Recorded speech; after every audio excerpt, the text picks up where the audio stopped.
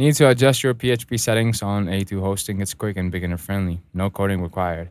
First, log into your A2 hosting cPanel. Scroll down to the software selection and click on Select PHP version. This is where you can choose the PHP version your site runs on, which is important for compatibility and performance.